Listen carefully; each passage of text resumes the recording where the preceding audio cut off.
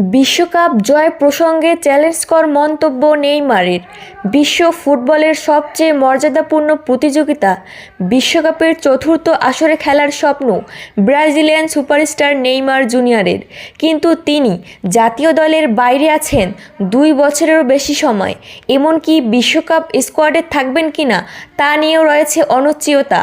তবে এরই মাঝে বিশ্বকাপ খেলা নিয়ে চ্যালেঞ্জকর মন্তব্য করেছেন নেইমার। অসম্ভবকে সম্ভব করে তিনি বিশ্বকাপ জেতাতে সব কিছু করার ঘোষণা দিয়েছেন। 2026 বিশ্বকাপে আসর বসবে যুক্তরাষ্ট্র, মেক্সিকো ও কানাডায়। 48 দলের এই মেগা টুর্নামেন্টের জন্য মাঝে ফিফা উইন্ডার পর ব্রাজিল স্কোয়াড সাজাবে বলে জানিয়েছিলেন কোচ কার্লো আনচেলত্তি। ওই সময় 5 বারের বিশ্ব চ্যাম্পিয়নরা 2টি প্রতি ম্যাচে ফ্রান্স ও স্কোয়াশিক মোকাবেলা করবে।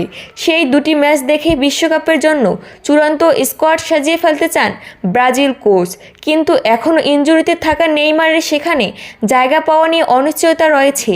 সেজন্য অন্তত আসন্ন প্রতি ম্যাচের দলে থাকতে হবে সাবেক এই বার্সেলোনা ও পিএসজি তারকাকে।